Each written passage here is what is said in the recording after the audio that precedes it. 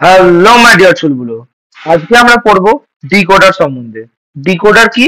Decoder হচ্ছে এক ধরনের কম্বিনেশনাল লজিক সার্কিট, যেটা কি করে না, এন বিট ইনপুট নেয়, মানে N number of bit input নেয় এবং আউটপুটে দেয় এম নাম্বার অফ আউটপুট দেয়। আমরা আগে মাল্টিপ্লেক্সার পড়েছি, ডিমাল্টিপ্লেক্সার পড়েছি। মাল্টিপ্লেক্সারের ক্ষেত্রে মাল্টিপল ইনপুট ছিল, সিঙ্গেল আউটপুট ছিল। ডিমাল্টিপ্লেক্সারের ক্ষেত্রে উল্টো বিষয়টা ছিল, সিঙ্গেল ইনপুট ছিল, মাল্টিপল আউটপুট ছিল।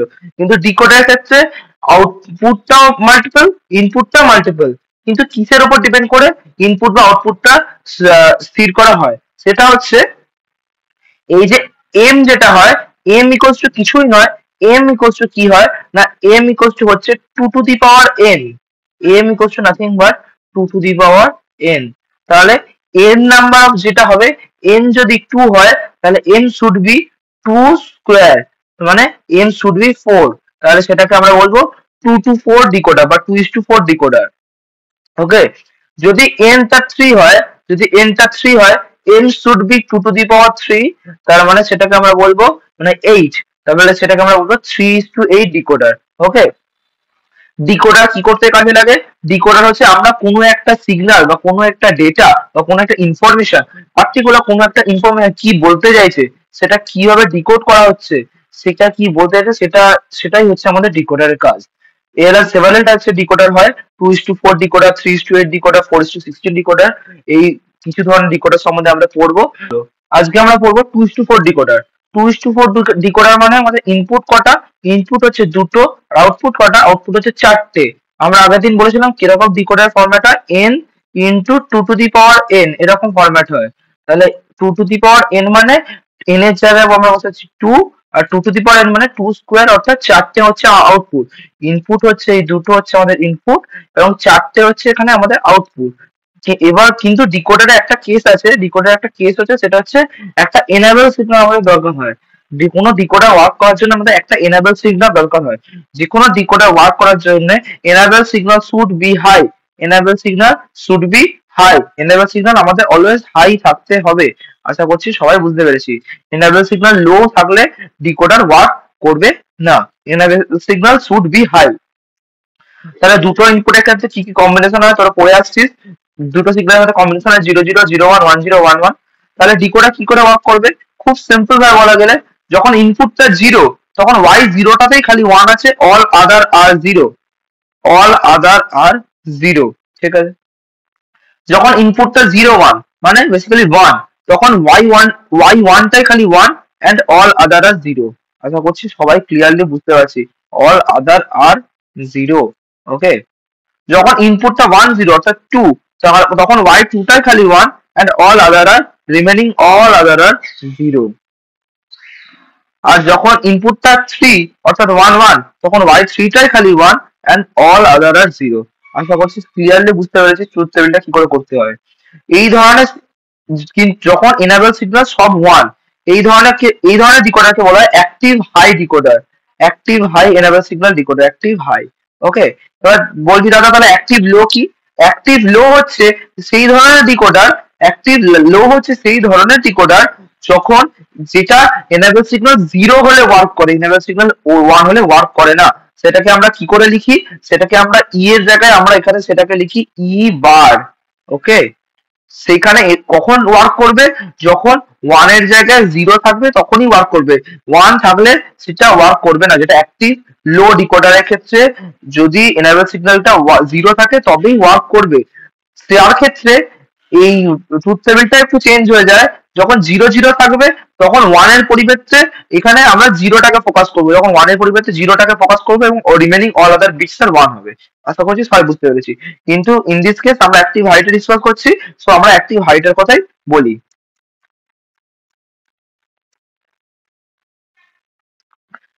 চল দেখে নি অ্যাক্টিভ হাইটার। এবার ইকুয়েশনটা কি করে, বুলিয়ান ইকুয়েশনটা লিখতে হয়।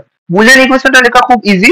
দেখ, এই for this line only Y জিরোটা, ওয়াই, বাকিগুলো নিয়ে আমরা কোনো মাথা ব্যথাই নেই, কারণ বাকিগুলো হচ্ছে আমাদের জিরো। আউটপুটের বাকিগুলো Y one, Y two, Y three নিয়ে খুব একটা মাথা ব্যথা নেই, ওয়ান, বাকিগুলো আমাদের জিরো। তাহলে ওয়াই ওয়ানটা আমরা খালি দেখবো। ওয়াই ওয়ানটা ওয়াই ওয়ানটা কোথায় আছে? ওয়াই ওয়ানটা খালি এই লাইনে। ওয়াই ওয়ানটা, এবার আমরা ইকুয়েশন লেখা দেখবো। ইকুয়েশন লেখার জন্য কি করব, এবার আমরা ইকুয়েশন লেখা দেখবো। ইকুয়েশন লেখার জন্য কি করব, তার প্রথমে y0 কোথায় আছে, y0 হচ্ছে খালি এই লাইনটাতে, এই লাইনটার দিকে ফোকাস করব। বাকিগুলোর দিকে আমরা তাকিয়ে লাভ নেই, কারণ বাকিগুলো অলরেডি আর জিরো, বাকিগুলো নিয়ে আমার কোনো মতলব নেই। প্রথমে y0টা দেখ, y0টা 1, y0টা কখন 1, y0টা কখন 1, যখন a R b, a R b হচ্ছে 0 0, a আর b হচ্ছে 0 0। আমরা জিরো মানেই ফর মিন টার্ম কেস আমরা জানি 0 0 মানে হচ্ছে এবার আর বিবার। কিন্তু এনাবেল সিগন্যাল কি, এনাবেল সিগন্যাল তো অবশ্যই সবসময় হাই থাকা উচিত, তাহলে এনাবেল সিগন্যাল এখনো আমাদের হাই। আশা করছি সবাই বুঝতে পেরেছি। আর কোথাও কি y0 1 আছে, না, আর কোথাও y0 1 নেই, তাহলে আমাদের এইটাই হচ্ছে y0 ইকুয়েশন। তাহলে সেম ভাবে আমরা y1 লিখতে পারি। y1টা কি লিখতে পারি, y1টা হচ্ছে খালি দেখ, y1টা হচ্ছে এই লাইনটা, y1টা হচ্ছে এই লাইনটা, তাহলে y1টা কি হবে, এনাবেল সিগন্যাল তো এখনো হাই, এনাবেল সিগন্যাল এখনো হাই। y1 যখন, y1টা যখন 1 তখন ab টা 0 1, তার মানে ab টা হচ্ছে এবার, এবার b। ওকে, তাহলে y2 টা similarly, y2 can be written as e into a b বার। দেখ এটা হচ্ছে 1 0, সো a b বার। আর y3টা হচ্ছে e into a b, e into a b, e a and b। আশা করছি সবাই ক্লিয়ারলি বুঝতে পেরেছি। চল এবার এটার আমরা সার্কিট ডায়াগ্রাম দেখে নিই, কিভাবে সার্কিট ডায়াগ্রাম বানাতে হয়।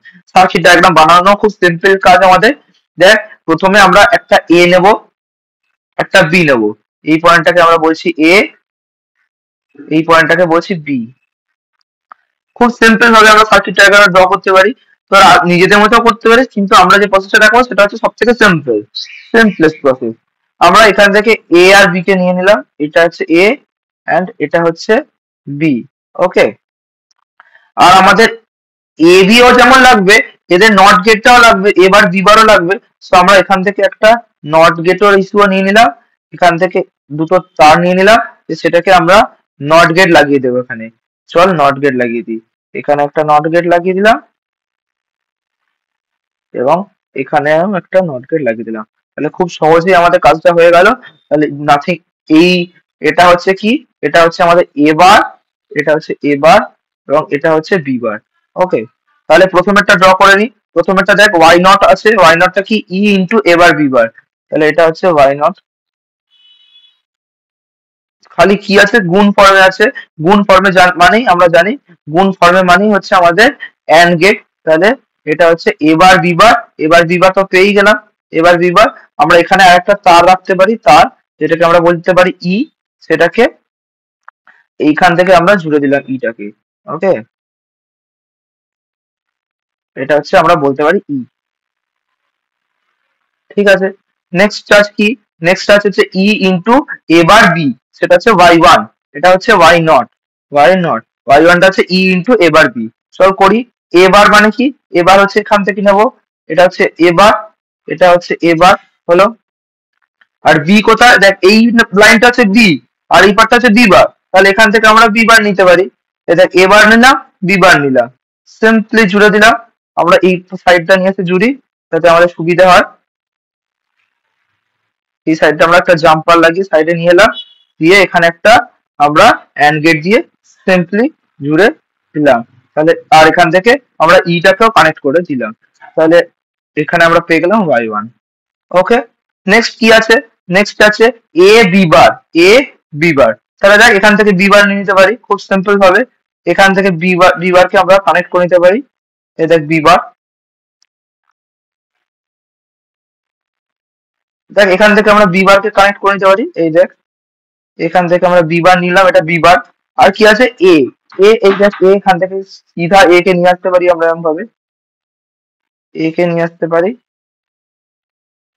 এই যে এ বি বার পেয়ে গেলাম, এ বি বার কে আমরা একটা এন্ড গেট দিয়ে কানেক্ট করে দিলাম, এন্ড গেট দিয়ে কানেক্ট করে দিলাম, দিয়ে এখান থেকে ইটাকে ডাইরেক্টলি এরকম ভাবে কানেক্ট করে দিলাম। তাহলে এটা হয়ে গেল কি y2। আশা করছি ক্লিয়ারলি সবাই বুঝতে পেরেছি।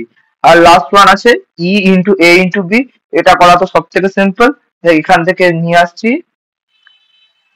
এটা হচ্ছে বি এবং এখান থেকে নিয়ে এলাম এ, জুড়ে দিলাম, তাহলে এটা আছে y3, আর এখান থেকে আমরা টাকেও কানেক্ট করে দিলাম, তাহলে এ বি ও পেয়ে গেলাম। তাহলে এটা হচ্ছে একটা, এটা কি, এটা হচ্ছে একটা 2:4 ডিকোডারের সার্কিট ডায়াগ্রাম। আশা করছি ক্লিয়ারলি বুঝতে পেরেছিস কি করে সার্কিট ডায়াগ্রাম ড্র করতে হয়। যদি তোদের কোনো সমস্যা থাকে তাহলে আমার কমেন্ট সেকশনে জিজ্ঞেস করতে পারিস। চল মিলতে আগলে class May, bye bye. If I make you crazy, just take it easy.